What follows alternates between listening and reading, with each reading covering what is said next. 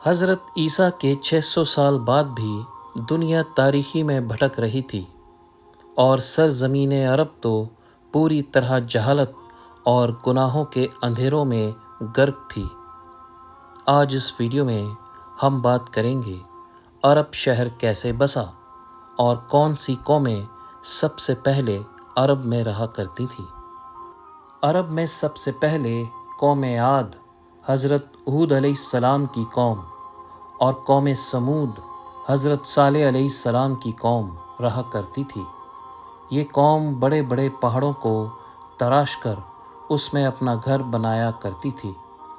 کچھ لوگ کہتے ہیں اللہ تعالیٰ نے اس قوم کے ہاتھ میں پتھر کو موم کر دینے کی طاقت دی تھی۔ یہ لوگ آسانی سے پتھر کو تراش کر اپنا گھر بناتے تھے۔ آج کے حساب سے یہ قوم مکہ سے 400 کلومیٹر دور مدائن صالح کی جگہ رہا کرتی تھی۔ ان کی نافرمانی اتنی بڑھ گئی کہ اللہ تعالیٰ نے ان پہ عذاب نازل کر دیا اور یہ قوم تباہ اور برباد ہو گئی۔ قوم عاد اور سمود کی تباہی کے بعد یہاں بنو قحطان آباد ہوئے۔ یہ حضرت نوح علیہ السلام کے بیٹے سام بن نوح علیہ السلام کی اولاد میں سے ہیں۔ قحطان حضرت نوح علیہ السلام کے پوتے جن کے نام پر یہ لوگ بنو قحطان کہلائے۔ پہلے یہ لوگ یمن کے علاقے میں رہا کرتے تھے۔ مشہور ملکہ سیبا بلقیس کا تعلق بھی بنو قحطان کی ایک شاخ سے تھا۔ پھر ایک دور آیا کہ بنو قحطان کو عرب سے دوسری جگہوں پر جا کر بسنا پڑا۔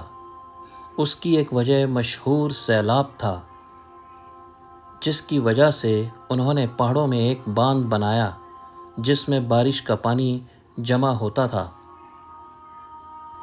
پھر وہاں سے یہ لوگ وہ باندھ کا پانی کھیتی کی طرف بھیجتے تھے۔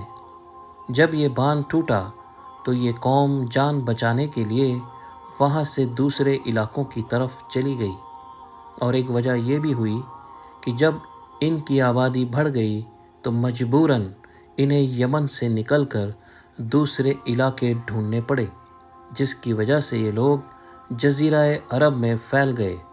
کچھ قبیلے شام اور ایران اور عرب کی سرحد والے علاقوں کی طرف پھیل گئے اور وہاں اپنی آبادی قائم کی، جبکہ ایک قبیلہ بنو جرہم مکے کی طرف جا نکلا اور زمزم کے چشمے کی وجہ سے وہاں حضرت ہاجرہ رضی اللہ تعالیٰ عنہ کی اجازت سے وہاں آباد ہوئے۔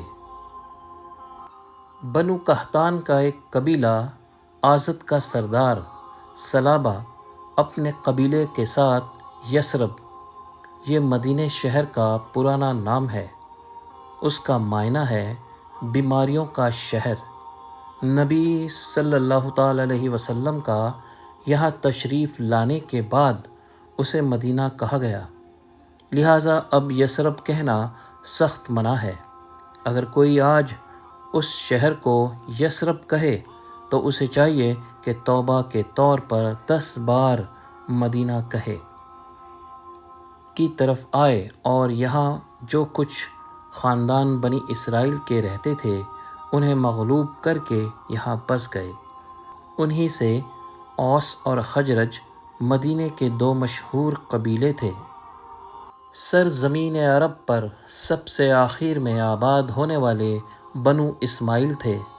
حضرت ابراہیم علیہ السلام نے اللہ تعالیٰ کے حکم سے اپنی زوجہ حضرت ہاجرہ رضی اللہ تعالیٰ عنہ اور بیٹے حضرت اسماعیل علیہ السلام کو مکہ کی وادی میں اکیلا چھوڑ کر چلے گئے تھے۔ اس وقت نہ مکے کی آبادی تھی اور نہ ہی خانہ کعبہ کا وجود تھا۔ خانہ کعبہ حضرت آدم علیہ السلام کے وقت تعمیر ہوا، مگر وہ اب ٹوٹ چکا تھا۔ پھر بعد میں جب حضرت ابراہیم علیہ السلام واپس آئے تو خانہ کعبہ کو پرانی والی ہی جگہ پر حضرت اسماعیل علیہ السلام کے ساتھ مل کر تعمیر کیا۔